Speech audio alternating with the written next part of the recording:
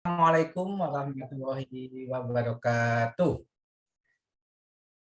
Alhamdulillahirrabbilalamin, puji syukur kehadirat Allah Subhanahu wa Ta'ala atas segala nikmat yang telah diberikannya, sehingga kita dapat berkumpul di sini dalam acara Kopdar #2 Be Better with Rating bersama Mas Azaki Khairuddin. Hari ini kita nanti akan banyak hal yang akan kita bahas, jadi sebelum itu alangkah baiknya saya, moderator Zainuddin Komari, akan membacakan susunan acara pada hari ini. Acara yang pertama yaitu pembukaan, yang kedua akan ada prakata dari pimpinan Muriamu, yang ketiga nanti melanjutkan materi, dan yang terakhir adalah tanya jawab dan penutup. Untuk itu, alangkah baiknya sebelum kita mulai acara pada hari ini, kita berdoa bersama dengan membaca basmalah bersama-sama. Bismillahirrahmanirrahim.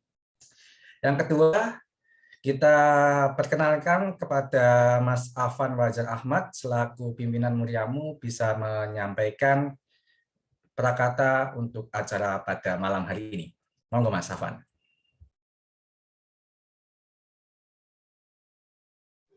Oke, baik. Bismillahirrahmanirrahim. Assalamualaikum warahmatullahi wabarakatuh.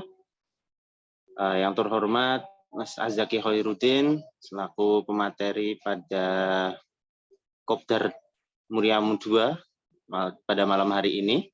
Yang kami hormati pula teman-teman dari Muriamu, dan tak lupa yang kami hormati pula Bapak Ibu, saudara-saudara, kakak-kakak, peserta Kopdar Muriamu #2 yang telah bergabung pada Zoom meeting di malam hari ini.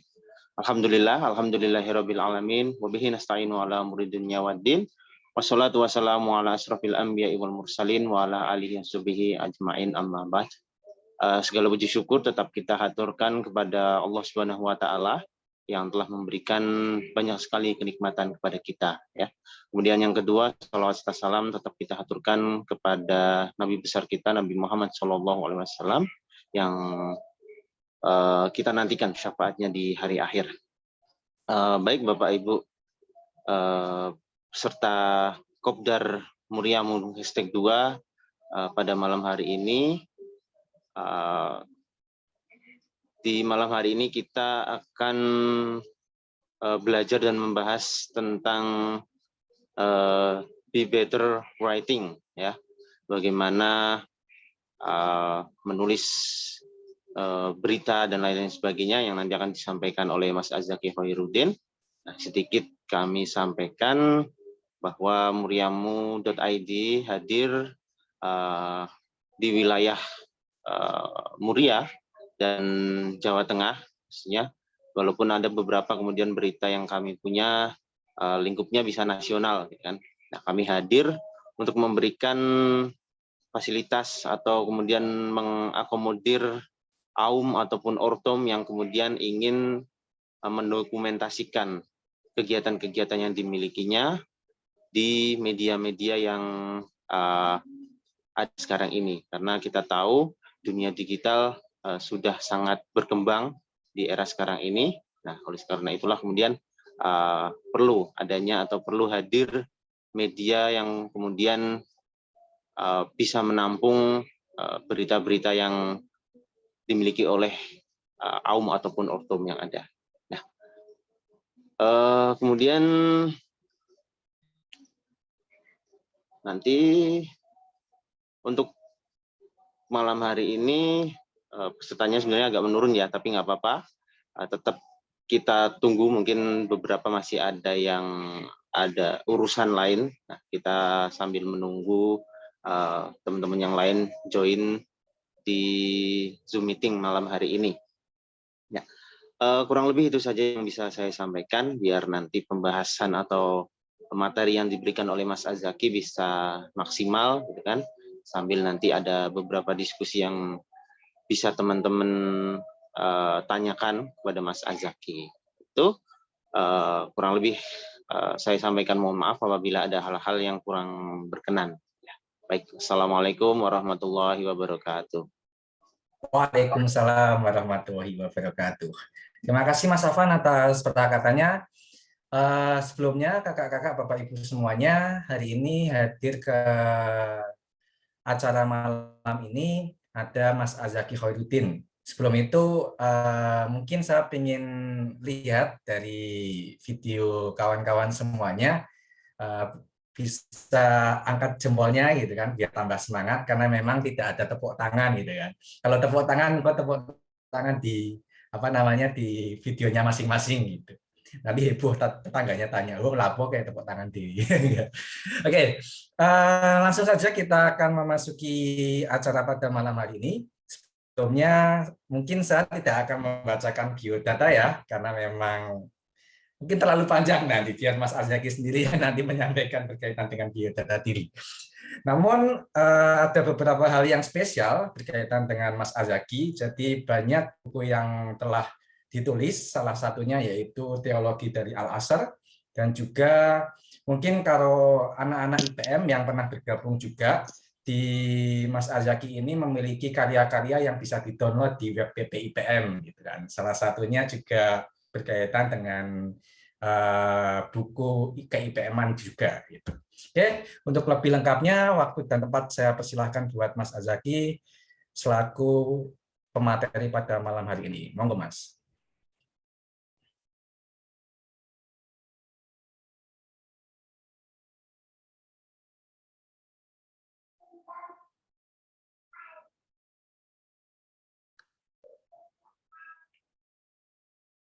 Baik,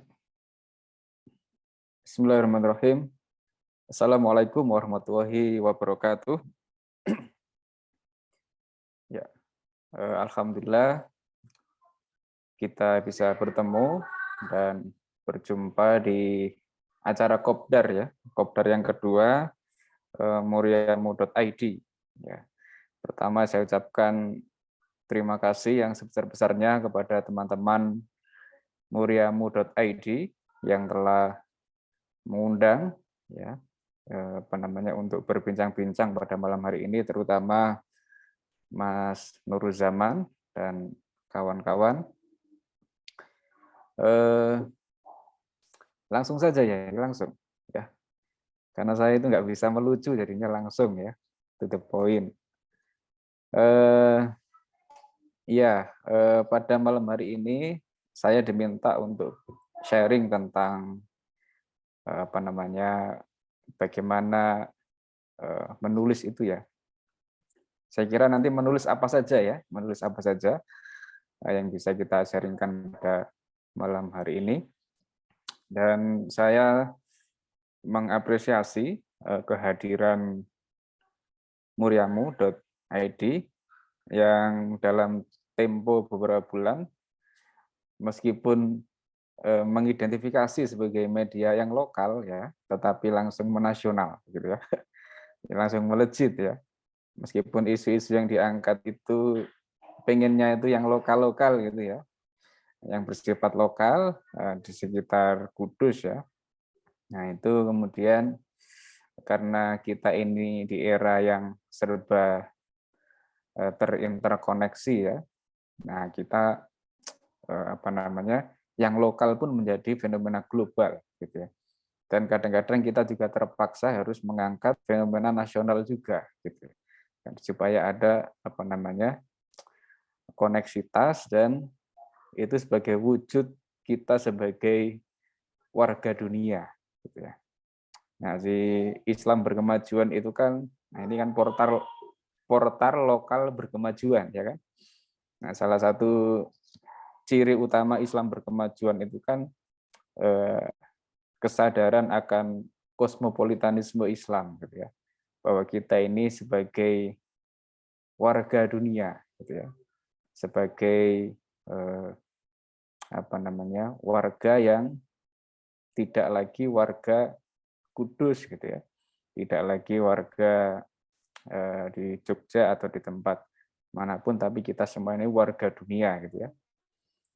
Nah, oleh karena itu apapun yang kita tulis ya, itu sudah menjadi hal yang sangat mungkin gitu ya, meskipun awalnya itu yang kita tulis itu fenomena lokal, tetapi itu karena di era digital ini sesuatu itu pasti dibaca oleh semua orang gitu. Jadi kita tidak bisa lagi kita ini media lokal, iya benar, tapi kesadaran sebagai warga dunia itu penting bahwa ketika ini sudah tulisan ini akan dipublish gitu, nah, gitu, mentalitas kita ini sudah mentalitas global gitu. Jadi memang diperuntukkan untuk global. Nah, pada malam hari ini saya izin ini ya share screen.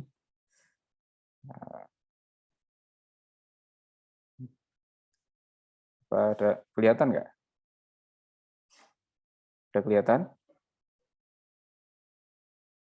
Oke ya. Oke ya, kelihatan ya. Ya, Mas Zain Ya, ya.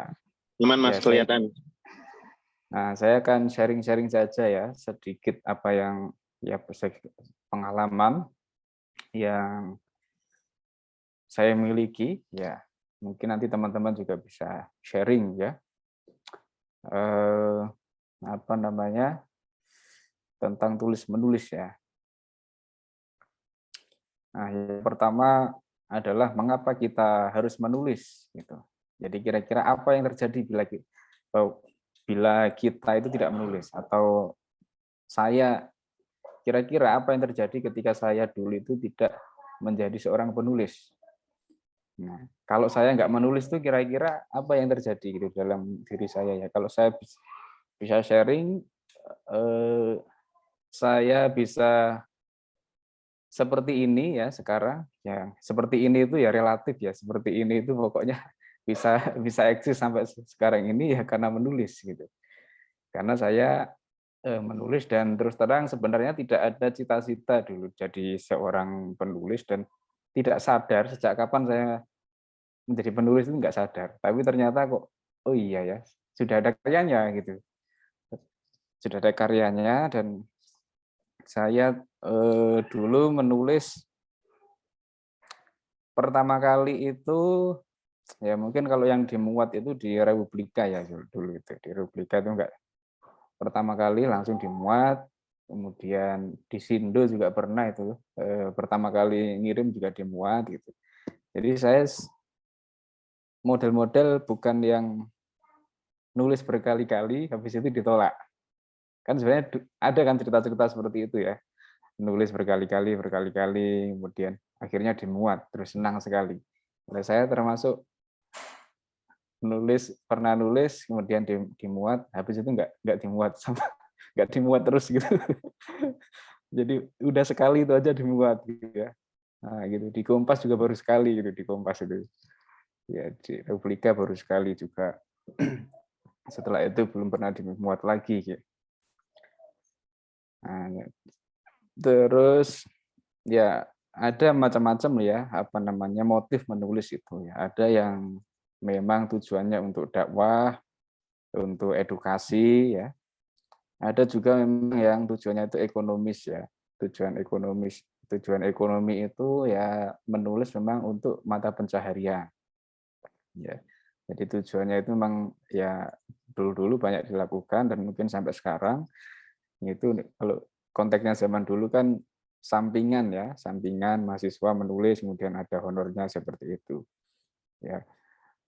Kemudian ada juga yang mungkin tujuannya ya politis gitu ya. Tujuan politis itu ya pasti menulisnya ada muatan-muatan ya kepentingan yang kaitannya dengan politik.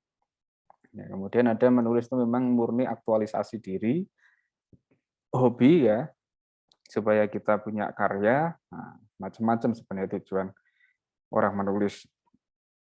Ya kira-kira apa yang kita lakukan ini ya mungkin yang nomor satu lah ya. Jadi kita menulis itu untuk tujuan mengedukasi masyarakat, atau dalam bahasa Islam ya dakwah gitu ya. Untuk dakwah tapi lewat jalur tulisan ya. Dakwah merebut kata kunci, dakwah merebut narasi, dan mungkin juga aktualisasi diri ya. Mungkin aktualisasi diri ya. Kalau ekonomis enggak lah ya kalau ekonomis itu. Tapi meskipun oke-oke saja gitu. Misalkan ada yang tujuannya apa namanya banyak yang murni jadi penulis juga bisa hidup gitu ya seperti itu. Nah, sebelum saya bicara yang teknis-teknis ya saya mungkin mengawali ya biar ini lebih syar'i gitu ya. Ya. Jadi apa namanya? Ada basis nilainya ya. Jadi bahwa menulis itu sebenarnya tidak hanya urusan teknis-teknis tetapi ada basis nilai yang sangat mendasar dan fundamental ya. Bagi seorang penulis itu yang menjiwai ya, yang menjadi jiwa yang menjadi pendorong orang itu kenapa kok memilih jalur menulis ya. Saya kira dalam kita ini bisa memaknai menulis sebagai ya bagian dari pengabdian. Ya, ada nilai pengabdian, ada basis nilai tauhid, ya basis bahwa tauhid menulis itu adalah bagian dari jalan kita, ya bagian dari apa namanya jalan hidup kita ya untuk meraih ridho ilahi ya ridho ilahi melalui jalur menulis gitu. Jadi menulis itu bisa kita maknai sebagai sikap ya penghayatan gerak-gerik kita ini seluruh aktivitas dalam proses kita menjadi seorang penulis itu kita maknai sebagai pengabdian kepada Allah yang tujuannya itu bisa untuk kemanusiaan, untuk keilmuan dan untuk kesemestaan. Maksudnya untuk etos keabdian untuk kemanusiaan itu bisa jadi menulis itu ya untuk kemanusiaan itu ya bisa bermakna untuk kemanusiaan diri sendiri. Dalam arti diri sendiri ini dengan menulis kita menjadi orang yang semakin meningkat ya.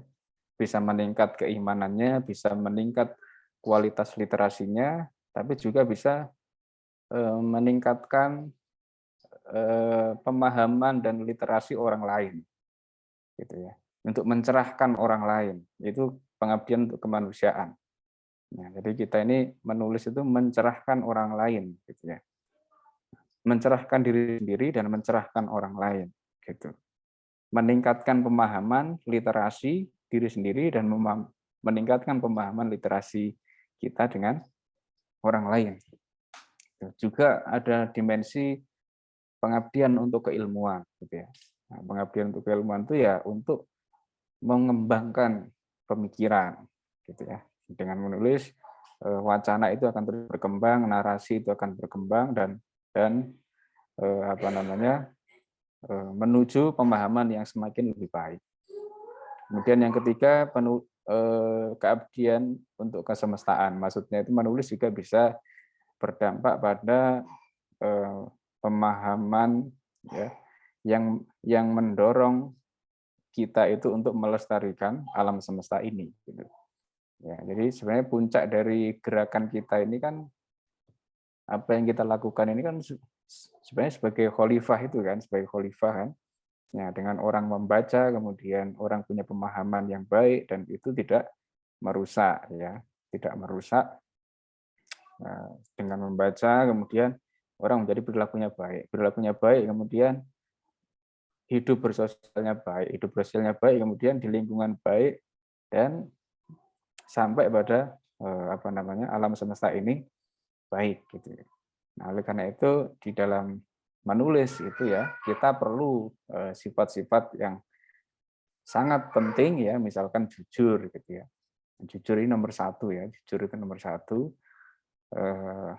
Menulis itu boleh salah gitu, tapi tidak boleh bohong kira-kira gitu. Ya boleh salah, gitu.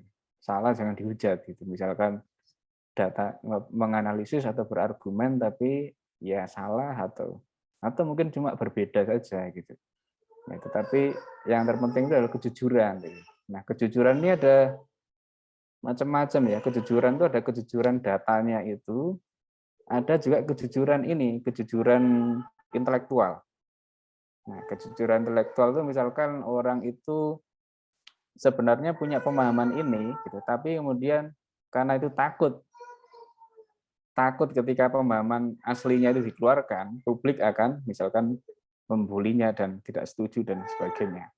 Nah, itu kejujuran intelektual. Ada juga kejujuran moral juga penting. Ya, kejujuran moral itu ya merujuk dari mana, nah itu penting ya. Kemudian kita perlu juga tawadhu ya, kerendahan hati, tidak boleh sombong ya, menulis bukan untuk gagah-gagahan gitu, bukan untuk kelihatan pintar ya. Kemudian seksama atau ketelitian itu juga penting ya. Jadi nggak boleh salah ketik ya, ketelitian berpikir, ketelitian data dan ketelitian ini sangat penting ya, karena sekarang ini kita di zaman yang serba cepat ya, serba cepat kadang orang memburu kecepatan daripada ketepatan. Ya, kemudian kritis dan apresiatif ya, kritis itu ya nalar kritis, apresiatif itu ya bisa bentuk mengapresiasi orang lain dan toleransi ketika ada wacana yang berbeda, mengapresiasi pikiran orang lain yang berbeda itu yang sangat penting. Nah, ini menjadi basis nilai yang menurut saya sangat penting. Gitu. Ya. Nah, jadi di dalam sebuah buku ya, buku yang jurnalisme kosmopolitan itu, nah ini adalah riset dari 2 negara, Malaysia dan Indonesia. Nah, buku ini intinya jurnalisme di negara Muslim dengan negara Barat itu berbeda ya. Kalau di negara Muslim itu ada nilai-nilai itu tadi, nilai transendentalnya, ya, nilai ukhrawi, nilai religiusnya. Nah, oleh karena itu materi ini saya awali dari yang ukhrawi gitu ya, ukhrawi yang sifatnya basis nilai itu tadi. Nah, itu menjadi ciri khas jurnalisme di negara Muslim, ya. Tidak bebas nilai gitu ya. Nah, jadi makanya ada konsep tabayun, ya, check and recheck ya, dan memverifikasi itu sebagai manifestasi penting ya, perintah Al-Quran untuk meneliti kebenaran, ya, meneliti kebenaran. Jadi kejujuran itu sangat penting ya, kejujuran dan check and recheck itu menjadi sangat penting kita junjung ya di dunia tulis menulis gitu. Apalagi sekarang di zaman perebutan narasi, orang tidak tahu mana yang baik dan yang sesuai dengan selera saya, kemudian dipercaya ya. Ini benar apa tidak ya, padahal kebenaran itu nomor 1 gitu. Yang benar dulu ya, benar dulu. Nah, kita sebelum masuk ke tulis menulis, kita sedang mengalami ini ya, pergeseran narasi ya. Pergeseran narasi itu mempengaruhi cara kita menyajikan narasi dan bagaimana kita menulis kira-kira. Ya, kalau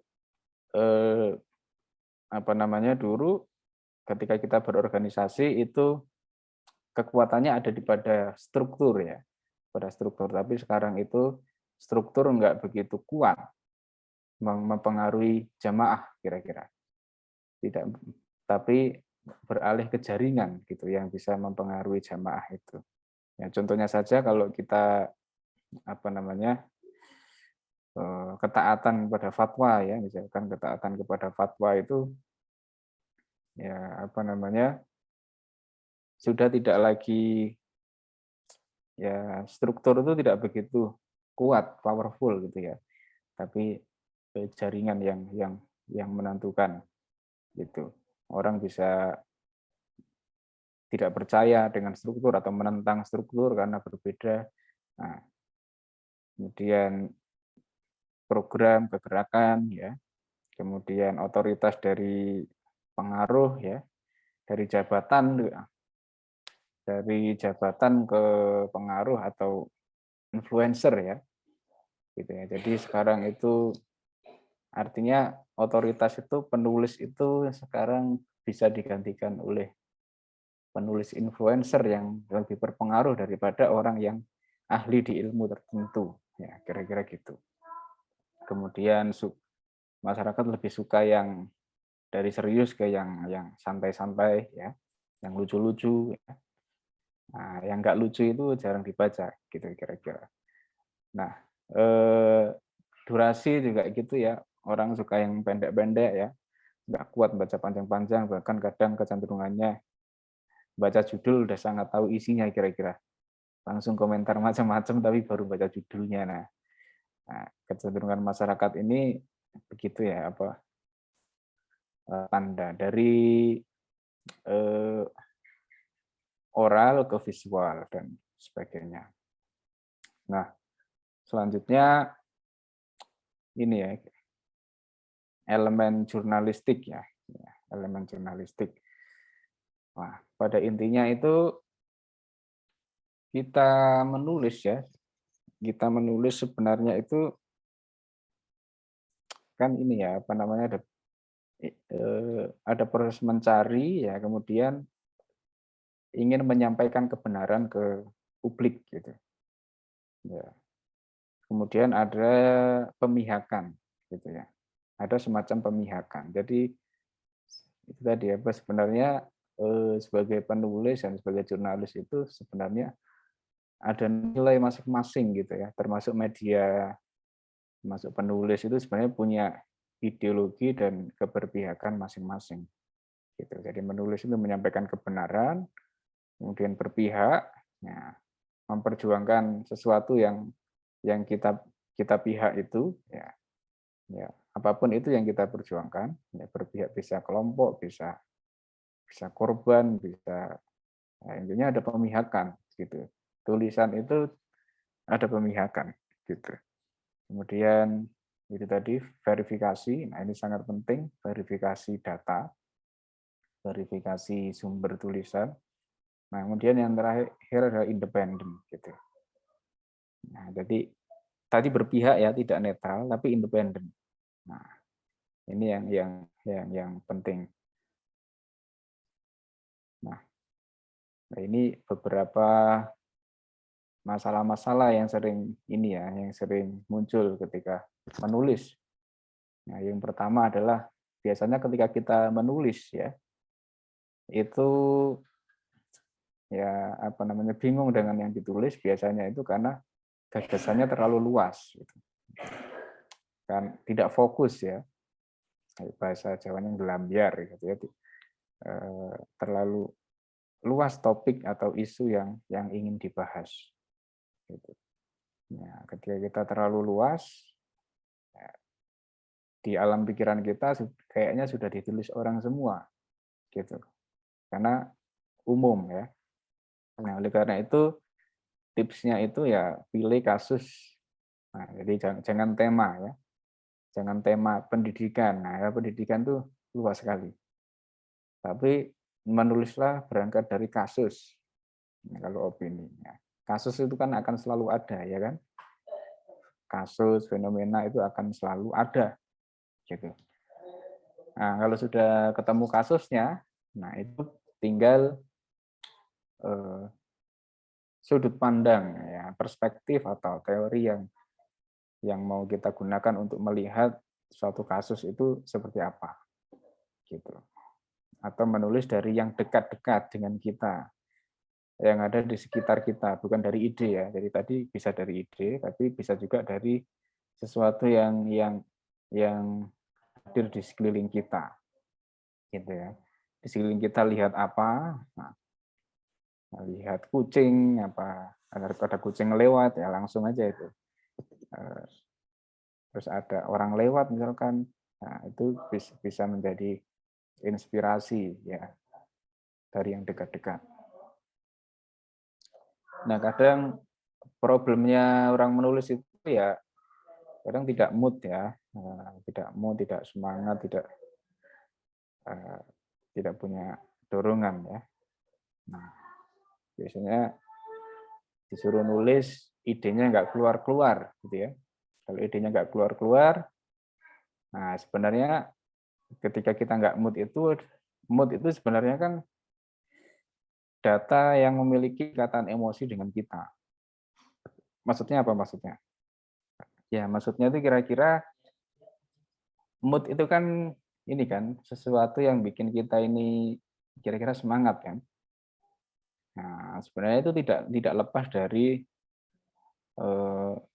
data yang memiliki ikatan emosi itu tidak lepas dari ya sesuatu yang memang menjadi passion kita, gitu. Sesuatu yang menjadi kecenderungan kita, gitu.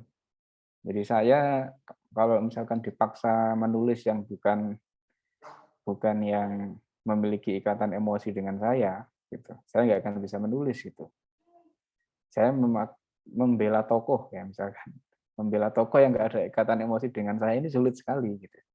Tapi ketika tokohnya itu ada ikatan emosi dengan kita gitu ya, tokoh kita misalkan, itu akan sangat lancar gitu. Apalagi bisa sering baca bukunya, apalagi sering ketemu ya, tahu langsung gerak-gerik tokoh itu ya, sikap keseharian seperti apa, ada data itu akan muncul dan inspirasinya. Nah, jadi sebenarnya ketika tidak mood itu ya cari sesuatu yang memang menjadi hobi, selera dan kecenderungan kita. Nah, yang selanjutnya itu malas gitu ya. Jadi penyakitnya orang menulis itu malas ya. Ya malas sih, malas ini ya. Jadi saya misalkan menulis itu kalau lagi malas ya sulit gitu. Tapi begitu tidak malas saya akan bisa berjam-jam di depan laptop. Nah, kalau tidak punya inspirasi ya saya biasanya cuma nggak ngapa-ngapain gitu ya. Karena memang idenya tidak keluar ya. Nah, baru ketika keluar menghadap laptop lagi dan fokus lagi. Ya, ketika malas ini, nah tipsnya adalah supaya tidak malas ya harus punya teman penulis. Jadi jangan ngaku penulis kalau tidak punya teman penulis. Gitu. Ya, jadi karena kenapa orang-orang yang punya profesi itu biasanya selalu semangat dan selalu punya ide dan tidak pernah malas ya. Ya karena memang punya komunitas gitu. Komunitas petani ya, biasanya yang diobrolkan ya topik-topik pertanian gitu dan punya punya teman-teman seorang petani gitu ya. Yang menulis juga gitu. Harus punya grup ya, minimal grup penulis dan nongkrong-nongkrongnya juga sama penulis gitu.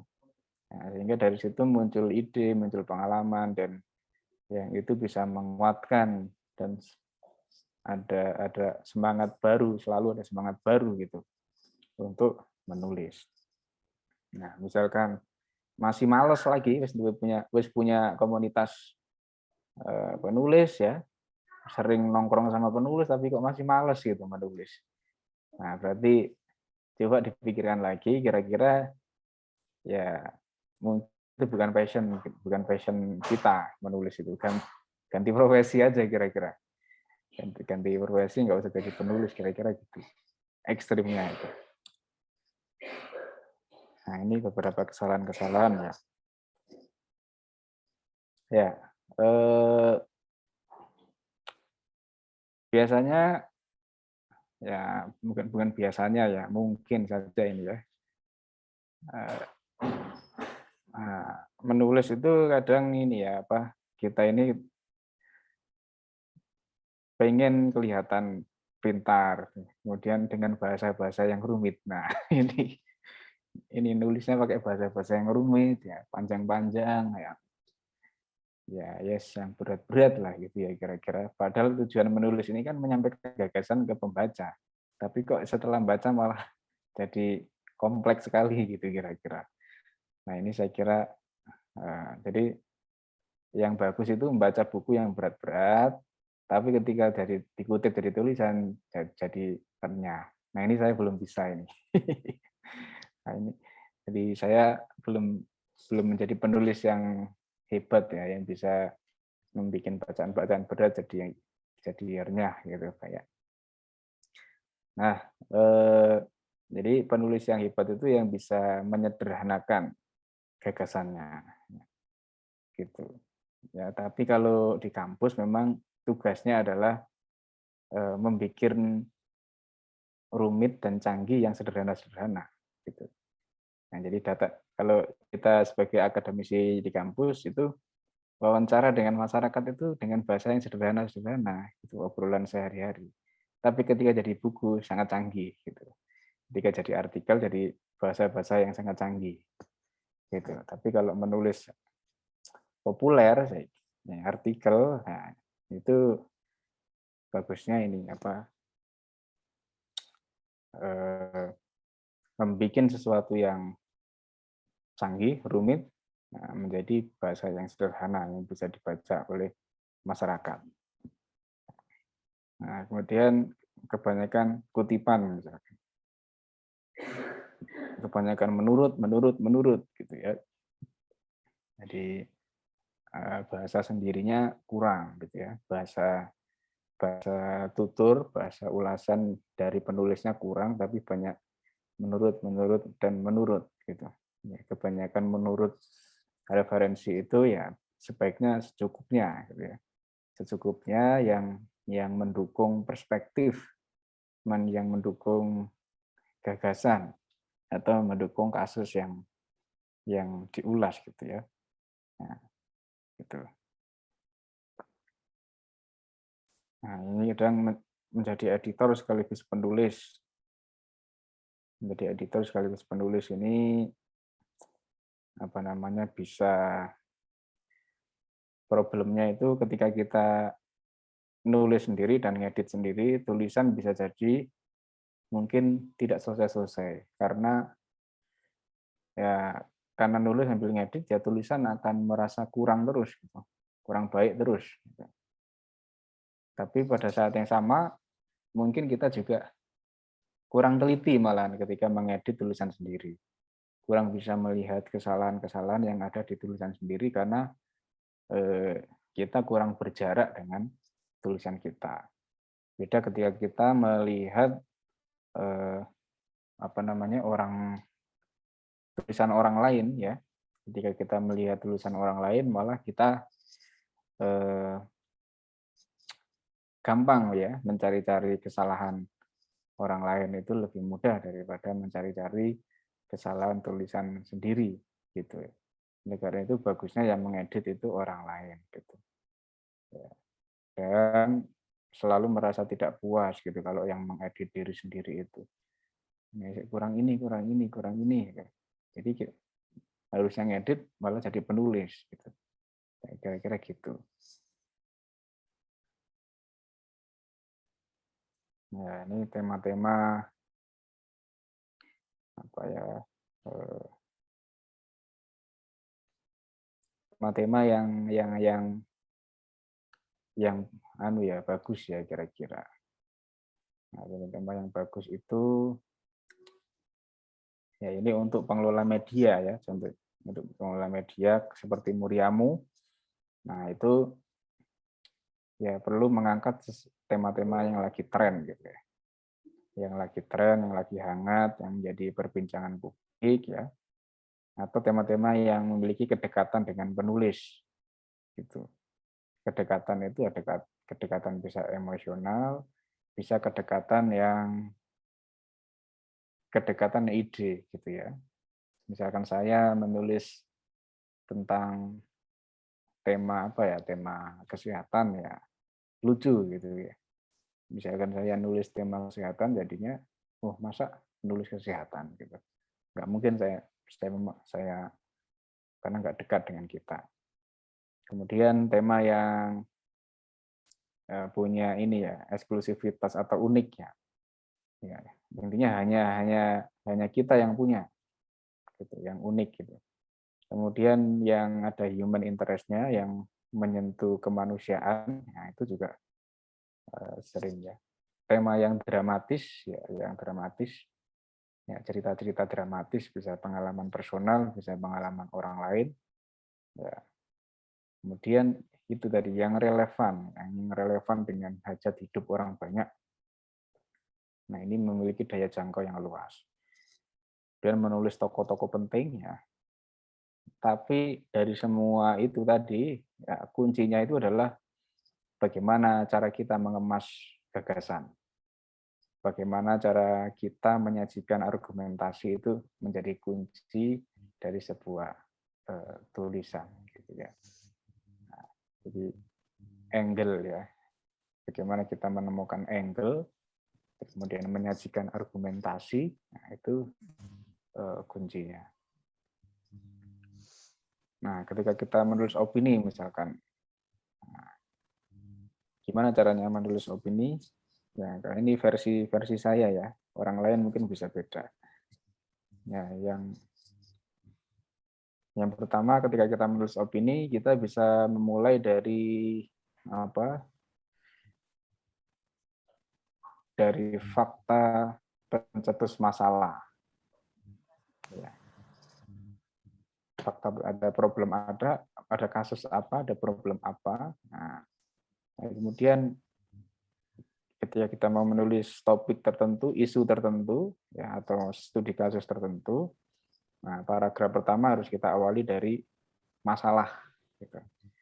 Isu yang lagi hangat, gitu ya, isu yang lagi hangat. Kemudian kita cari data, ya. Kita cari data tentang topik itu yang terkait. Kemudian bisa kita analisis, ya, mengapa kira-kira hal itu terjadi. Nah, kekerasan seksual akhir-akhir ini marak di pendidikan, di pesantren, di kampus, di mana-mana ternyata ada gitu. Cari data, ternyata di sini ada, di sini ada, di sini ada. Nah, ketika data itu dikumpulkan, kemudian dianalisis, itu ternyata trennya seperti ini, tipologinya gitu. Nah, kemudian dianalisis. Nah, kira-kira mengapa hal itu terjadi? Ya. Kemudian baru berdasarkan problem di atas, kemudian dikasih tawaran gagasan alternatif. Nah, menurut penulis ada 3 solusi misalkan. 1, pemerintah harus begini, ormas harus begini, masyarakat harus begini, kira-kira seperti itu. Nah, ketika kita menulis sebuah opini, ya, menulis opini. Nah, teman-teman alur ini bisa dilihat dari tulisan-tulisan Pak Abdul Mukti ya. Pak Abdul Mukti itu alurnya seperti ini tulisannya, opini-opininya.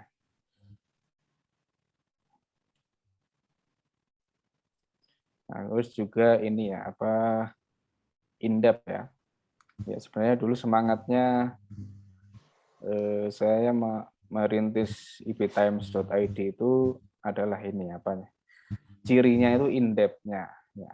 In-depth itu kayak semacam laporan yang mendalam gitu ya. Artikel-artikel yang ulasan-ulasan mendalam gitu. Nah, jadi mirip yang ada di Tirto ya. Di Tirto itu kan riset tapi bisa disajikan dengan bahasa yang sangat komunikatif dan ringan ya. Artikel-artikel yang ada di Tirto itu sebenarnya dulu kita terinspirasi itu untuk menaikkan logika, untuk menaikkan nalar jamaah atau nalar publik itu yang kecenderungannya ini kan masyarakat itu lebih suka yang ini kan, masyarakat Indonesia ini kan kecenderungannya sukanya ini ya logika oral ya, logika bahasa ya, logika bahasa itu ya lebih suka ceramah-ceramah yang ringan-ringan gitu ya, logika yang menggunakan bahasa. Nah, bukan logika riset gitu, kira-kira hasil penelitian kira-kira seperti itu.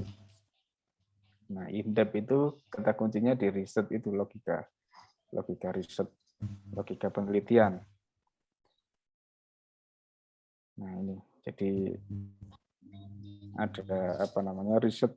Kalau biasanya kalau berita itu lebih ke ini kan, lebih ke siapa dan kapan, nah, di mana gitu. Tapi kalau in-depth ini lebih ke mengapa dan bagaimana, gitu, lebih dalam. Nah, oleh karena itu kenapa di iptimes itu misalkan misalkan kegiatan itu kan tidak diulas kegiatannya ya, tapi gagasan yang disampaikan oleh tokoh ya yang ada di, meskipun itu juga belum bisa dikatakan in depth ya, tapi paling tidak IB Times itu fokusnya ke gagasan daripada berita-berita persyarikatan, kira-kira itu. Nah, kalau menulis buku kira-kira gimana? Kalau menulis buku, kalau pengalaman saya nulis buku, nah selama ini sebenarnya saya lebih banyak menulis buku ya daripada menulis opini. Nah, biasanya kalau saya menulis buku itu selalu saya awali dari topik ya, dari topik, judul, tema. Nah, kemudian kita biasanya bikin daftar isi ya. Daftar isi itu semacam ya meskipun belum jadi bukunya, tapi kalau saya lebih biasanya membuat daftar isi dulu gitu. Karena itu menjadi jalan ya, menjadi rambu-rambu isi tulisan kita ini kira-kira nanti seperti apa. Baru kemudian biasanya saya riset, cari data yang sesuai dengan topik-topik yang ada di bab yang saya susun itu. Nah, baru dianalisis, kemudian disusun menjadi sebuah buku dan ya 80% itu sesuai dengan outline yang sudah saya buat. Itu kalau saya menulis buku. Nah, mungkin itu sedikit ya yang bisa saya share terkait dengan pengalaman atau pandangan saya tentang menulis ya, tentang menjadi seorang penulis. Saya kembalikan ke Mas Zain. Baik, terima kasih Mas Azaki dan luar biasa. Mungkin karena videonya nggak kelihatan jadi nggak bisa ngasih jempol Mas. Pada nggak berani buka video gitu. Oke, ini saya akan buka 3 cermin pertanyaan bagi kawan-kawan semuanya yang ingin bertanya langsung kepada Mas Azaki berkaitan dengan tema hari ini, Be Better with Writing. Monggo, bisa resen atau mungkin kalau malu-malu bisa langsung ke chat. Oh, ada dari Mas Ahmad dari Jepara, Mas. Monggo Mas Ahmad.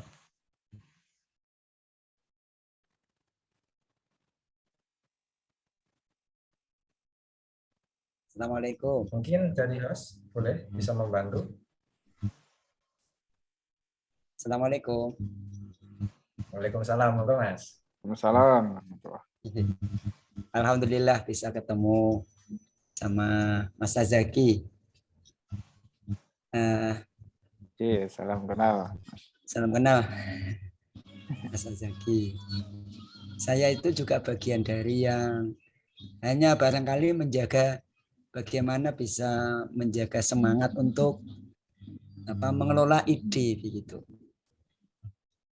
Dan alhamdulillah tulisan-tulisan yang sifatnya gagasan terkait dengan Muhammadiyah barangkali ini sudah saya mengawalinya, dan alhamdulillah juga ketika dimuat, ketika di BWMU itu kan alhamdulillah, ketika di Muhammadiyah.id maupun di Suara Muhammadiyah itu. Tetapi kadangkala itu angin-anginan gitu. Jadi angin-anginan artinya kadangkala itu terjeda atau semangatnya menurun, seakan-akan seperti Yazid dan Gus itu kadang naik, kadang turun, atau bahkan kadang banyak turunnya semangatnya begitu. Nah, untuk menjaga itu semua biar, karena kan barangkali terkendala dengan kegiatan aktivitas yang dominannya kan dengan anak-anak gitu di dunia pendidikan. Jadi seakan-akan menjadi kendala dalam tanda kutip gitu. Nah, untuk menjaga itu, girohnya untuk bisa menjaga, menata, mengelola ide biar tertata dan tetap terus ada semangatnya, itu kadang-kadang yang merasa masih sulit untuk menjaganya. Nah, ini ada tips kira-kira Bang Azaki. Terima kasih. Barangkali itu untuk menjaga giroh, menjaga mengelola ide. Terima kasih. Assalamualaikum warahmatullahi wabarakatuh. Waalaikumsalam warahmatullahi wabarakatuh. Terima kasih Mas Fauzan dari Jepara. Mungkin ada lagi dari kawan-kawan yang lain? Atau mungkin langsung mau dijawab dulu? Ya, boleh. Silakan bisa raise ya. Boleh. Oke, monggo Mas Azaki. Ya, Mas Fauzan, terima kasih pertanyaannya. Tadi Mas Fauzan itu mengajar ya, guru ya? Iya, iya. Iya, Ya, kalau guru, mengajar Mas Azaki. guru. Ya memang kalau guru memang tantangannya lebih lebih berat ya untuk menulis itu. Iya, Iklimnya ya. Meskipun juga sangat bisa untuk menjadi guru tapi menulis ya. Tapi memang butuh energi yang ekstra, semangat tersendiri ya. Karena mungkin ada ini ya, beban-beban rutinitas dan administrasi biasanya. iya, Ngoreksi ya, itu tersendiri tuh. iya, iya. Ya kalau menurut saya tadi sudah saya sampaikan ya, cara menjaga giro selain punya komunitas, ya selain punya komunitas ya saya kira mungkin kalau Mas Fauzan lebih ke ini ya, kadang punya ide tapi mengeksekusinya ini ya butuh semangat tersendiri ya. Ya saya kira komunitas itu penting ya, komunitas, teman penulis itu juga penting. Kalaupun tidak punya komunitas itu harus berteman, sering jabrian, sering teleponan, sering bertemu, nongkrong sama penulis. Nah itu menurut saya syarat penting ya untuk menjaga semangat. Nah kalau tidak melakukan itu kayaknya ya agak berat ya, karena semangat itu dari diri ini ketika kita bertemu dengan orang lain atau kita itu pasti akan muncul sebuah ide ya, pasti akan muncul ide nulis apa dan kita juga akan tahu orang lain nulis apa ya, yang itu sebenarnya ya setiap orang kan punya ini ya, punya punya minat ya, punya minat isu yang berbeda dan saya yakin punya gaya masing-masing ketika menulis. Tapi yang ketika muncul tulisan ya, ketika muncul itu ketika pas nggak semangat ya, atau pas semangat kadang kita muncul ide, saya kira kita perlu ini mengikat ide itu. Jadi kalau saya punya catatan gitu misalkan, biasanya kan, nah yang kedua itu tadi ikut forum-forum ya, untuk forum-forum diskusi ya. Selain teman ikut forum diskusi. Saya biasanya kalau ikut forum-forum diskusi entah entah secara langsung, luring maupun daring, atau hanya sekedar dengerin YouTube, atau kadang melihat setelah membaca kemudian muncul ide ya. Jadi ide-ide tulisan saya itu biasanya muncul ketika saya ikut diskusi ya, ikut diskusi forum-forum diskusi biasanya kemudian muncul ide, oh saya menulis ini gitu. Atau ketika saya membaca artikel kemudian saya kembangkan gitu, atau saya nulis di hal yang berbeda dari artikel ini tapi angle-nya sama. Nah, itu biasanya saya tulis judulnya dulu gitu. Jadi saya banyak sekali koleksi judul yang belum saya tulis. Yang suatu saat ketika saya bersemangat, atau ada waktu, saya akan menulis dan riset sesuai dengan judul-judul yang sudah saya koleksi itu. Jadi saya punya banyak judul, ada folder tersendiri yang setiap ada judul saya tulis gitu, saya koleksi judul-judulnya itu. Nah, dengan itu kita akan selalu ada ide sebenarnya. Jadi terus terang saya sebenarnya banyak sekali ide yang mau saya tulis itu. Problemnya eksekusinya. Eksekusinya jadi artikel ini harus ada energi tersendiri dan waktu tersendiri gitu. Ya, karena menulis itu ya jalan sunyi ya, jalan sunyi yang butuh etos tersendiri yang kadang-kadang kita ini dituntut aktif di medsos, nah gitu. Nah itu butuh sendiri tuh. apa namanya, karena butuh waktu sendiri dan membaca ya, karena tidak mungkin orang menulis tidak membaca, ini butuh waktu tersendiri. Nah, kemudian itu tadi apa,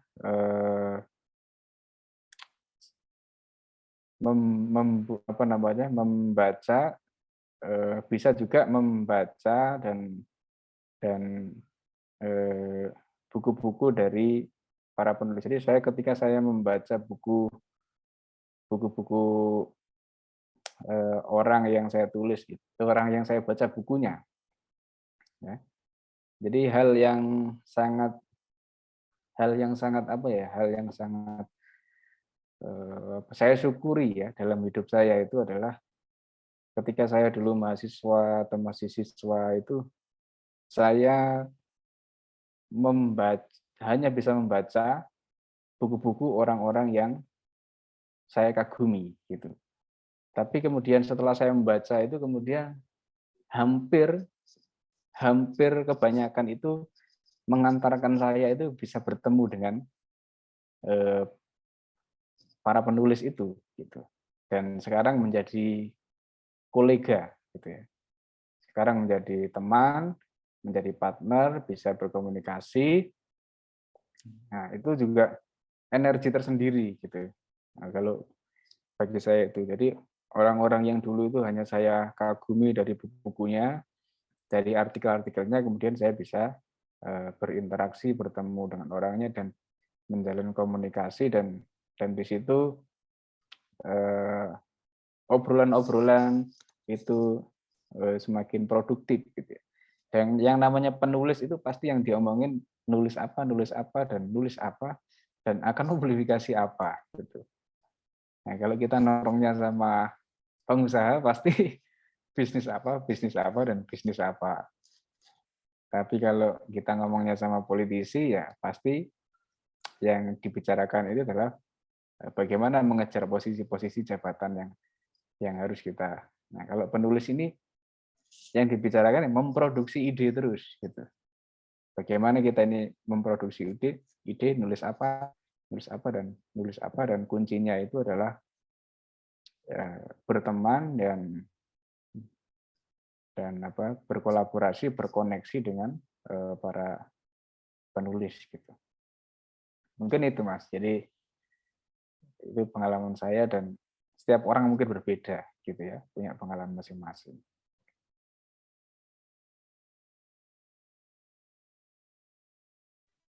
Oke, itu Mas Fauzan atas jawaban dari Mas Azaki. Ada lagi yang mungkin perlu disampaikan? Cukup, ya? Alhamdulillah cukup. Alhamdulillah. Oke, ini ada juga yang bertanya di kolom chat, Mas. Jadi, bagaimana konsep membuat daftar isi dalam membuat buku, Mas? Apakah bebas saja atau perlu menuntut dari khusus ke umum atau sebaliknya? Atau bagaimana padupadankan antar bagian di daftar isi tersebut? Terima kasih, Mas Azaki. Itu, Mas. Ini dari Terima kasih. Siapa ini? nggak ada namanya ini. Dari website Muriamu. Dari muriamu.id ya. Ya, lagi-lagi itu pengalaman saja. Jadi setiap orang bisa berbeda-beda juga. Ya, kalau saya biasanya dari yang ide ke praksis, baru ke kesimpulan. Jadi misalkan bikin 10 bab. Nah, misalkan bikin 10 bab itu biasanya bab 1 itu kenapa buku ini penting ditulis. Nah, biasanya itu bicara tentang alasan-alasan, problem-problem ya. Kemudian fakta-fakta sosial atau fakta-fakta akademik yang menjadikan buku itu penting.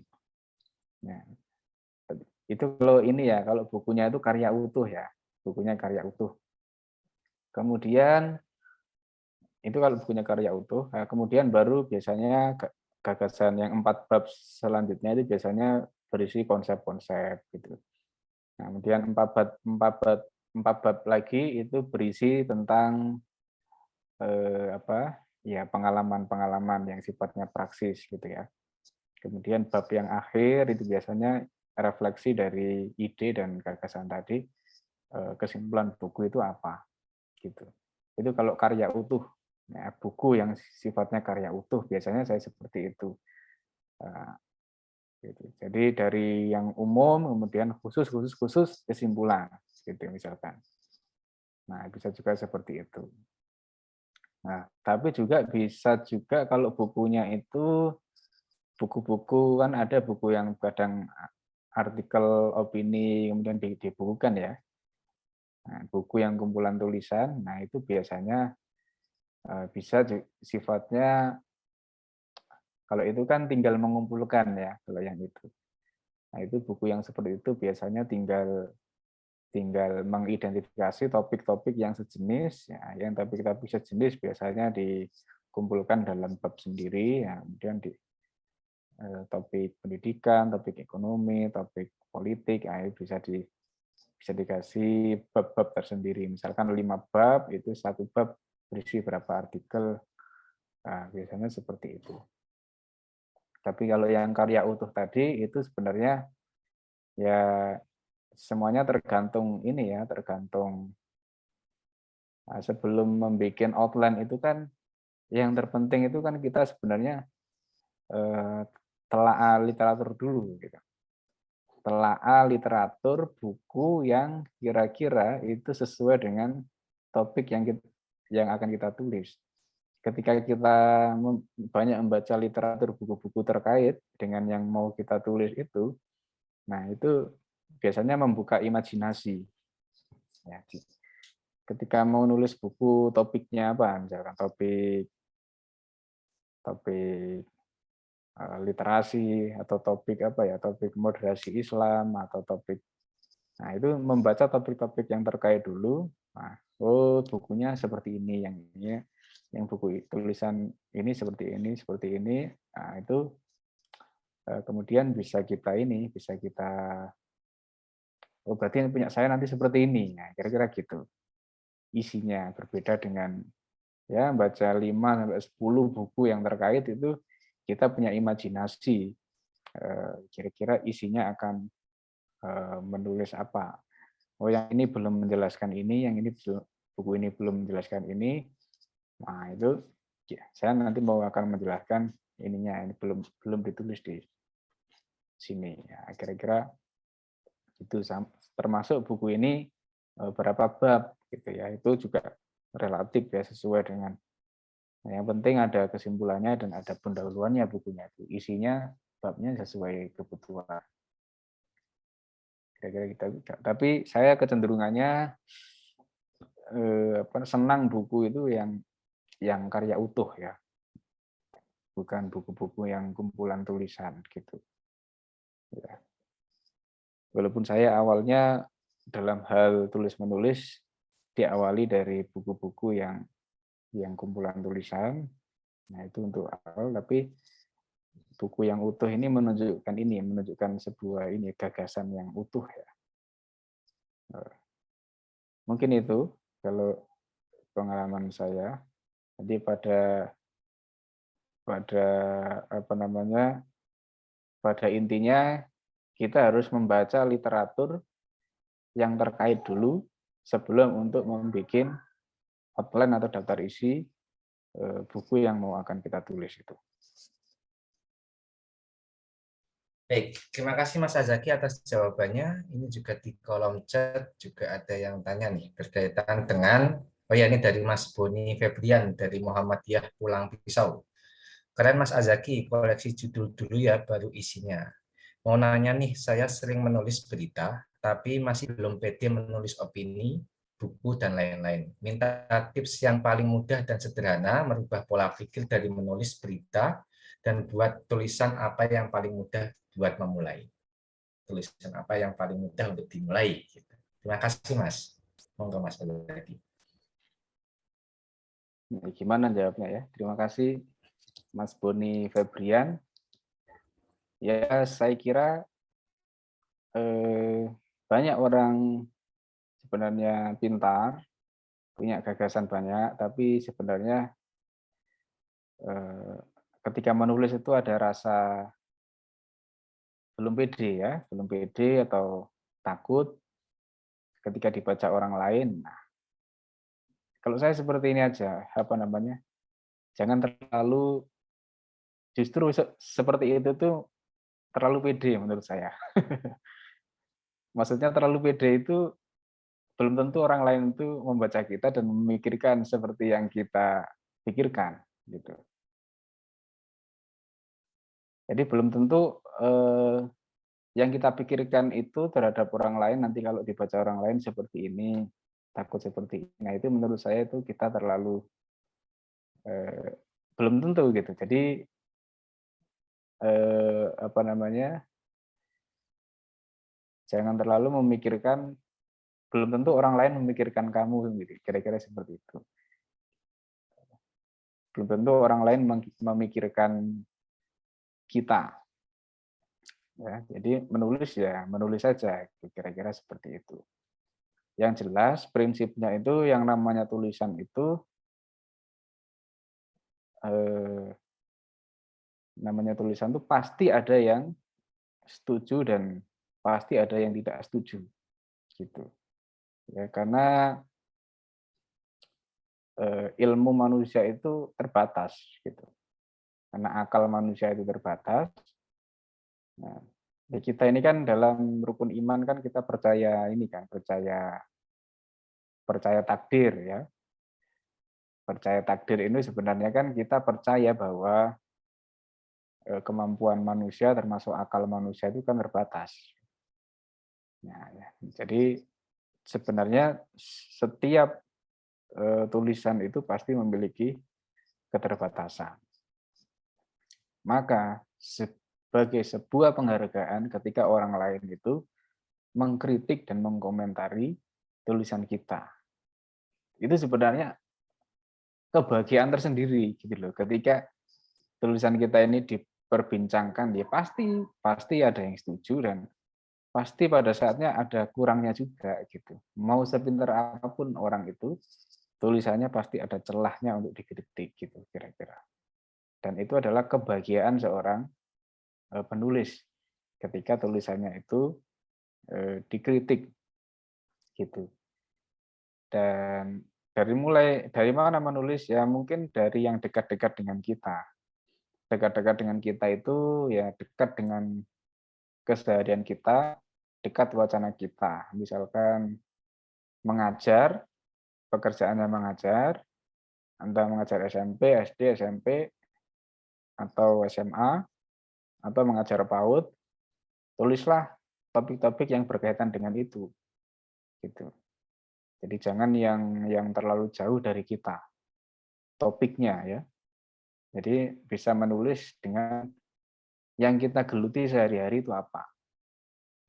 Kalau pekerjaannya mengajar, bisa menulis kaitannya dengan mengajar topik-topik pendidikan, topik-topik pembelajaran, topik-topik gitu. Ya. Kemudian setelah itu kan baru memikirkan dipublish di mana. Nah, sebenarnya dipublish itu persoalan mental saja ya, persoalan mental. Jadi mentalitasnya itu memang tulisan itu untuk dibaca gitu. Nah, untuk dibaca orang lain, nah, yang namanya dibaca itu yang membaca ada yang pengetahuannya itu pasti beragam, ya. Pengetahuannya pasti beragam, ada yang lebih pintar dari kita, ada yang pemahamannya masih di bawah kita, dan itu tadi memang menulis itu bukan untuk pintar-pintaran tadi itu tadi. Kalau niatnya untuk pintar-pintaran kita akan ya malu gitu menulis itu. Apalagi tulisan saya masih seperti ini. Gitu. Nah, jadi menulis itu ketika itu relate dengan keseharian kita, ya. Jadi tulisan itu pada intinya itu sebenarnya yang paling inti dari tulisan itu kan gagasannya itu. Bukan tulisannya yang masih jelek itu, misalkan, yang belum terbiasa nulis, tapi gagasannya itu. Kalau tulisannya itu jelek, titik koma, nah itu bisa diperbaiki. Bisa diperbaiki. Tapi sebenarnya itu adalah letaknya pada di gagasannya itu. Keunikan gagasan. Nah, keunikan gagasan itu kenapa menjadi unik? Karena pengalaman orang beda-beda, bacaan buku orang beda-beda. Oleh karena itu, jika menulis itu berangkat dari yang dekat dengan kita, karena pengalaman orang beda-beda, maka tulisan bisa menjadi unik gitu. Karena setiap orang punya keunikan, setiap orang punya pengalaman, setiap orang punya latar belakang yang berbeda, setiap orang punya apa namanya, punya bacaan yang berbeda. Nah, oleh karena itu basis nilai dari tujuan menulis itu penting sekali tadi itu. Nah, salah satunya nilai yang terakhir tadi itu apresiatif tadi itu. Bahwa puncak dari orang itu puncak dari ilmu itu kan toleransi, ya kan? Puncak dari ilmu itu kan mengapresiasi orang lain. Ketika kita sudah mampu mengapresiasi orang lain, nah disitulah kita apa namanya, karena tahu betapa prosesnya menulis seperti apa. Ya. Biasanya kalau yang nggak pernah menulis, apalagi tiba-tiba namanya gitu, ya, atau dituliskan, ya kan nggak tahu prosesnya menulis, ya kan? Itu kurang bisa menghargai orang-orang menulis kerja-kerja jalan ini ya, kira-kira gitu. Ya, jadi itu tadi puncak dari menulis, puncak dari orang berilmu itu adalah toleransi, bisa mengapresiasi orang lain dan sebagainya. Jadi menulis bukan, kalau niatnya bukan untuk pintar-pintaran, kita biasa aja ketika menulis. Jadi yang kita pikirkan itu sekarang itu adalah selama tulisan itu akurat, selama data-datanya akurat, selama perspektifnya oke, gitu ya. Ya mau apa lagi kalau justru kita nggak sabar untuk mempublishnya. Kalau kita punya tulisan yang benar-benar datanya itu akurat, terus kita punya tulisan yang perspektifnya itu nyaris belum disentuh orang lain, tulisannya benar-benar unik, kita pasti akan tidak sabar untuk mempublishnya malahan, bukan malah minder. Gitu. Nah, yang minder biasanya itu memang belum merasa belum bagus. Gitu. Nah, untuk tahu ini udah bagus apa enggak, ya bisa japri saya, bisa japri yang lain-lain, penulis yang lain, untuk minta pendapat sebelum dipublish. Nah, dari disitulah, jadi penulis-penulis hebat itu termasuk profesor yang sudah luar biasa itu, ya termasuk guru-guru kita yang hebat-hebat dalam hal tradisi intelektual, itu saya tidak sebut nama ya, itu mereka karena ini berani dan sering minta pendapat sama yang lebih muda, gitu. Tidak segan-segan. Jadi dalam dunia ilmu pengetahuan itu setara, gitu. Meskipun udah profesor. Gitu. Kalau dia tidak melakukan itu, beliau tidak melakukan itu, ya, apalagi sudah merasa hebat terus, tidak pernah minta masukan dengan yang lebih muda, ya, gagasan dan tulisan-tulisannya tidak segar lagi kira-kira. Itu salah satu rahasia orang-orang yang di forum-forum itu kok selalu mempesona. Dari mempesona maksudnya itu gagasan-gagasannya selalu fresh. Itu karena sebelum ngisi, sebelum bikin makalah, sebelum menulis itu minta pendapat sana sini dulu. Nah, itu yang membuat kita pede. Nah, kalau mau pede ya minta pendapat dulu sama sesama penulis gitu. Jadi intinya share gitu.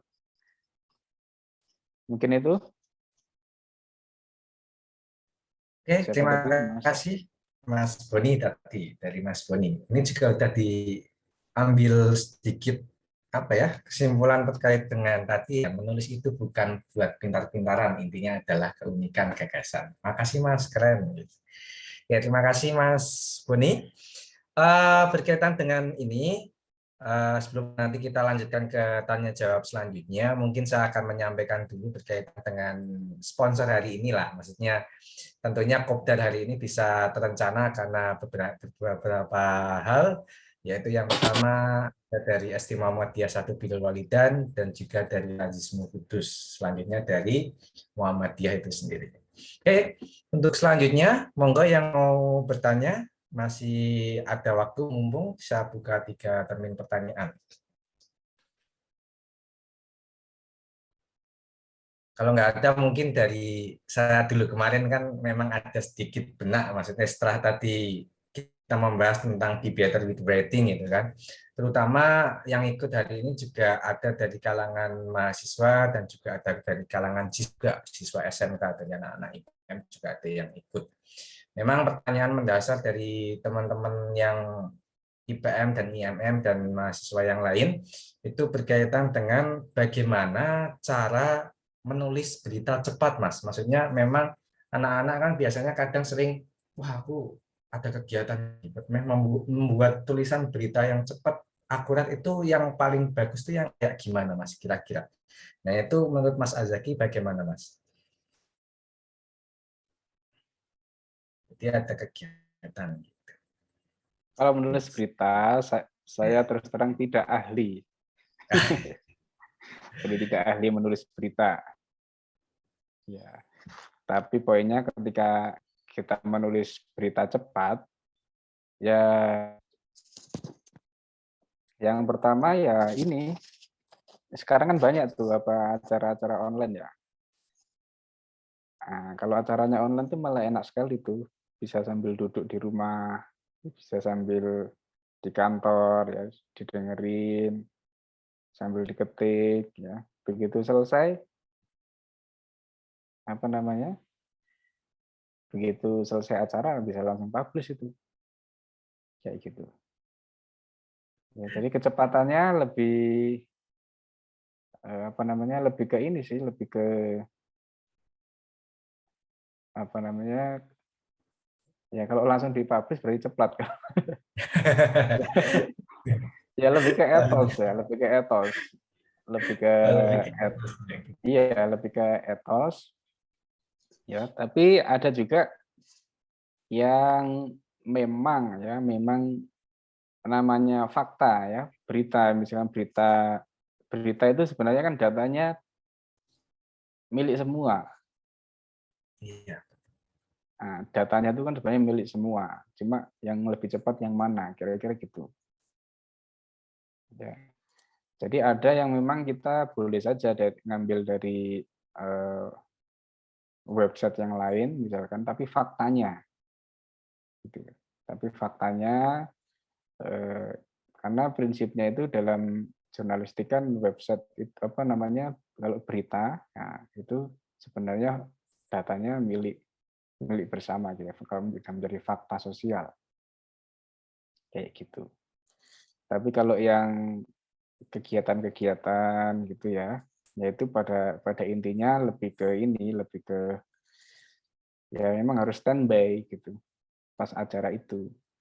Pas acara itu ada standby yang benar-benar menulis, ya kemudian begitu selesai acara ya langsung gitu, langsung dipublish, langsung diedit.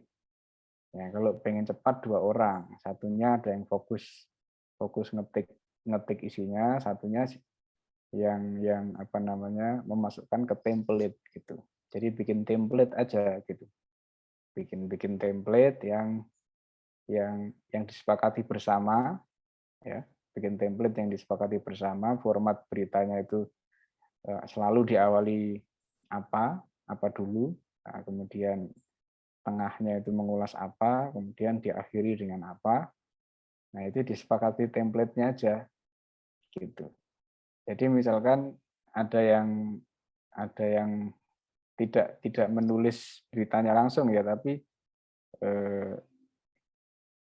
hanya membantu poin-poinnya aja gitu ya misalkan. Nah, tapi ada yang ngadmin sendiri yang fokus untuk mengedit berita itu. Gitu. Jadi kalau kejar cepat itu memang ngurus media nggak bisa sampingan.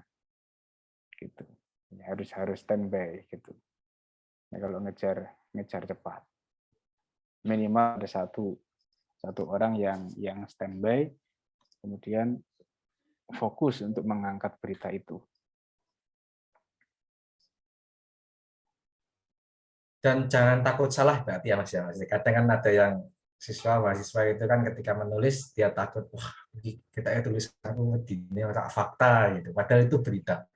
Bedanya berita tulisannya fakta sama enggak tuh biasanya kan ada yang ragu-ragu gitu Mas kalau mau bikin berita itu anak-anak siswa gitu di sekolah itu. Pak saya nggak bisa nulis karena nggak berani mengolah hasil wawancara gitu. Nah itu kayak gitu kan berarti Ya, perlunya keberanian gitu ya Mas ya. ya tapi sebenarnya kalau media berita itu memang harus punya punya disertifikasi oleh Dewan Pers gitu. Ya paling enggak. Itu kenapa IP Times fokusnya ke artikel gitu. Tidak ke berita. Ya, karena berita ini ya fakta ya, kaitannya yang diberitakan ini mau apa enggak kan gitu. Misalkan mau memberitain di kampungnya ada apa, tiba-tiba diberitakan aja. Nah, kecuali kita media seperti media-media jurnalis yang media massa yang sudah ada Dewan Persnya. Nah, kalau Media Times kan misalkan itu kan masih komunitas, media komunitas gitu. Oleh karena itu saya lebih ke artikel gitu. Kalau artikel kan lebih ke penulisnya dan gagasan, bukan fakta sosial fokusnya. Kayak gitu. Oke, terima kasih Mas Azaki atas jawabannya. Ini berarti mungkin teman-teman dari mahasiswa dan siswa mungkin bisa mulai dari sekarang ditata kembali. Tadi juga sudah disampaikan berkaitan dengan bagaimana cara mengatasi rasa malas, bagaimana cara mengatasi rasa apa lagi tadi berkaitan dengan tidak mood dan yang lain-lain gitu kan. Memang menulis itu harus butuh kalau tadi ada jalan sunyi juga harus punya teman yang memang dia juga suka menulis seperti itu. Oke, mumpung masih ada waktu, jadi ya dari yang lain kalau ada lagi.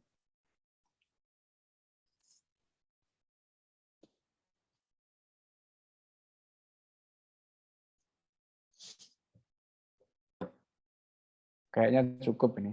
Oke, cukup. Baik Mas, sebelumnya terima kasih atas waktu yang sudah diberikan. Mungkin dari Mas Zaman ada yang mau disampaikan terlebih Ya, dahulu. Mas. Halo, dengar ya? Yeah. Oke, Masuk, Mas. oke. Terima kasih Mas Yen, terima kasih Mas Azaki sudah berkenan Sama-sama. membersamai teman-teman Muriamu untuk berdiskusi dan memberikan insight bahwa memang menulis itu tidak mudah, baik nulis buku, nulis opini atau gagasan maupun nulis berita memang tidak mudah, dan karena tidak mudah itu berbahagialah mereka yang bisa mencurahkan ide dan gagasannya lewat tulisan. Pertanyaan saya, hari-hari ini kan di medsos isu itu bergulir dengan sangat cepat. Hari ini bicara apa, besok membahas apa, terus ada isu apa lagi. Sementara tadi lebih dikedepankan adanya jurnalisme gagasan. Nah, di dunia medsos yang seperti itu, bagaimana caranya agar gagasan yang akan kita tuangkan atau kita tuliskan itu tetap bisa mendapatkan perhatian atau mendapatkan spotlight di antara pembaca. Karena kalau kita menulis sebagus apapun atau berkarya sempurna apapun, kalau tidak ada yang baca kan artinya siapa yang nanti akan mengapresiasi, siapa yang akan memberikan kritik. Itu Mas pertanyaan saya.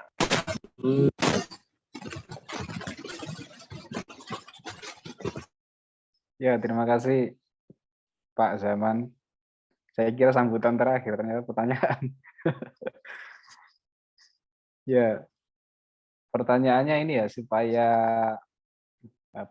di era yang begitu cepat, kecenderungannya orang ini kan masyarakat itu ya, masyarakat tanda, masyarakat simbol yang hanya membaca simbolnya, nggak baca isi ya, nggak baca substansi. Ya memang kalau konteksnya mengelola media, ya website ya dalam arti yang menurut saya kalau kita ini mengejar itu, mengejar yang viral-viral itu, ya itu nanti efeknya munculnya rival. Jadi yang kedua jadinya capek. Nah, jadinya capek ketika kita ini mengejar yang setiap hari isu yang terus bergulir gitu ya. Kita akan terengah-engah gitu ya. Oleh karena itu kita agak baiknya lebih ini kalau konteksnya pengalaman IB Times itu sekarang lebih bagaimana merebut ya peradaban, merebut kata kunci yang ada di Google gitu. Yang itu jangka panjang, isu apapun kita masukin gitu. Yang penting di Google orang nyari apa kemudian bisa nge-link ke IB Times. Jadi semua topik ada gitu. Bukan misalkan setiap tahun kan ada hisab rukyat itu ya. Hisab rukyat itu pasti rame ya. Itu tidak usah bikin artikel lagi misalkan. Ya kira-kira seperti itu. Nah, pada satu sisi kita juga harus ini kan harus gimana caranya dibaca di medsos ya.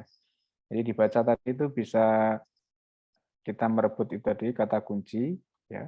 Jadi kalau kita merebutnya itu isu yang hangat terus, ya itu paling banter sehari, 2 hari, 3 hari, habis itu tidak terbaca. Tidak banyak yang baca. Tapi ketika yang kita rebut itu kata kunci yang ada di Google, memang lama, tapi yang baca banyak sekali, gitu ya, jangka panjang.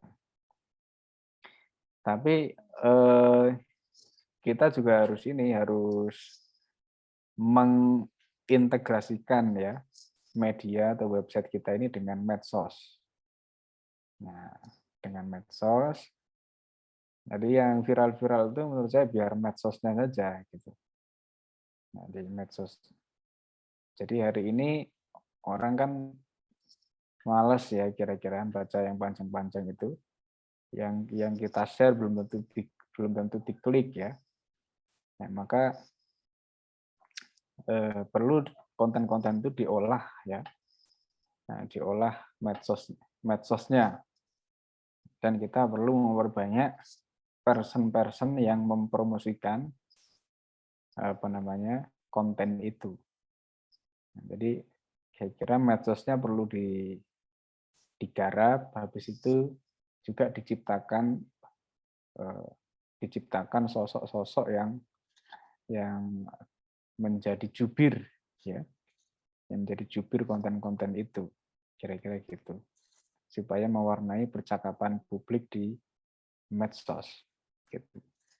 Dan memperbanyak kawan gitu ya, memperbanyak kawan di medsos, kolaborasi, dan isunya juga diperluas ya. Saya kira perlu dibikin kayak planning konten gitu ya, yang belum diangkat apa saja, yang sudah diangkat apa saja. Nah, itu di apa namanya dibentuk, ya, dibikin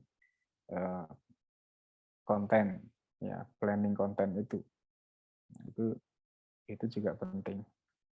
Cuma kalau memang berita itu memang ya resikonya kita memang harus cepat gitu. Kalau tidak cepat udah tidak relevan lagi. Kira-kira gitu. Nah, berita kan intinya informasi kan. Informasi tidak perlu mendalam, nah, seperti itu. Jadi kuncinya menurut saya kita harus lebih fokus yang konten-konten yang jangka panjang, yang bisa di-share kapan saja, ada isu apa, kemudian tinggal di-share ulang. Nah, itu saya kira. Tapi kita bisa lebih serius lagi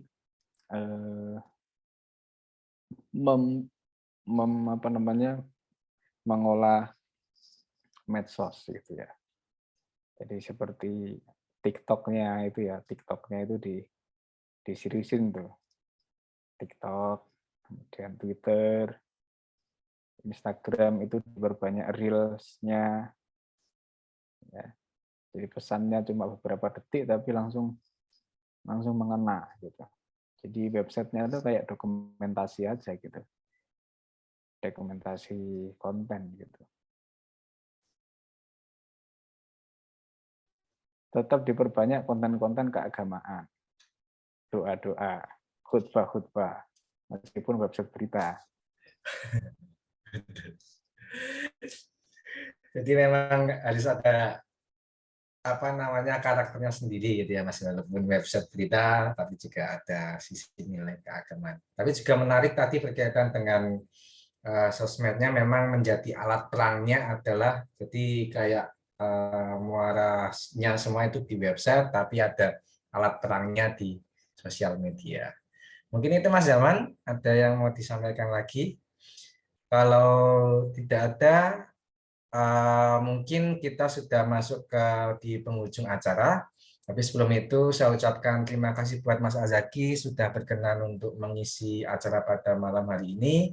Terima kasih buat sponsor dari SD Muhammadiyah 1 Bilowelidan dan juga Landismu Kudus yang telah membantu acara ini bisa terselenggara. Sebagai informasi untuk kawan-kawan semuanya, Kopdar Muriamu ini masih ada 2 lagi. Jadi hashtag 1 kemarin sudah tantangan jurnalistik, hashtag 2 Be Better with Writing, dan 3, 4 nanti akan ada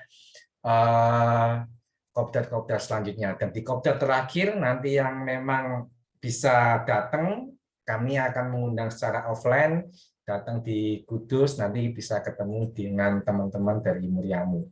Nah, sebagai terakhir Mas, monggo Mas Azaki bisa memberikan closing statement Mas berkaitan dengan kegiatan hari ini atau mungkin dari hal yang lain. Monggo Mas.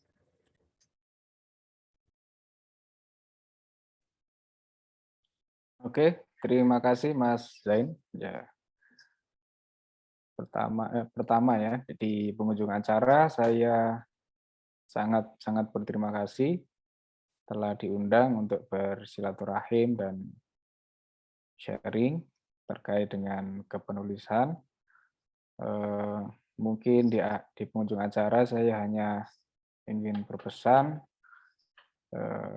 kita harus memproduksi ya dan merebut narasi gitu ya, supaya kita tidak dinarasikan orang lain. Daripada kita dinarasikan orang lain, kita harus menarasikan diri kita sendiri. Mungkin itu, semoga Muriamu terus memiliki daya tahan, daya kreatif, dan daya pencerahan. Terima kasih. Assalamualaikum warahmatullahi wabarakatuh. Waalaikumsalam warahmatullahi wabarakatuh. Terima kasih Mas Azaki, itu menjadi semangat kami di Muriamu. Memang daya juang di Muriamu harus dimulai lagi seperti itu. Mungkin dari yang lain bisa memberikan jempol, kalau nggak bisa menghidupkan kameranya bisa kasih jempol yang besar gitu ya. Oke, terima kasih Mas. Sebelum di akhir sesi, alangkah baiknya kita foto bareng dulu, biar nanti sebagai kenang-kenangan lah untuk kita semua pernah bertemu dengan Mas Azaki dan juga berdiskusi tentang Be Better with Breathing ini. Monggo bisa dihidupkan kameranya, kawan-kawan. Wah, wajah itu mulai ketok ngantuk. Wipati sipit-sipit ya. Itu Ini Muriamu mungkin Budi dari, toh. no, Pak. Budi Hasto toh, Muriamu itu. Dia. Ya, Mas. Ternyata. Oke, dari host bisa membantu untuk foto bersamanya. Hitungan 3, 2, 1 ya, senyum yang lebar, tapi tidak senyum Pepsodent, senyum Muhammadiyah. 3, 2, 1.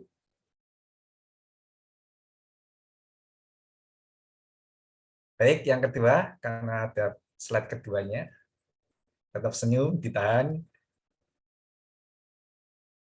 Oke, terima kasih buat teman-teman semuanya. Sampai ketemu lagi di Kopdar hashtag selanjutnya. Dan terima kasih buat Mas Azaki atas materinya yang telah disampaikan. Dan semoga itu menjadi amal baik dari Mas Azaki ke depan. Dan amal Amin. Ya ibadahnya Rabbal bisa Alamin. jadi yang lebih positif. Terima kasih. Mungkin dari saya cukup. Nun wal qalam ya maasrun fastabiqul khairat bila visi wabil haq. Assalamualaikum warahmatullahi wabarakatuh.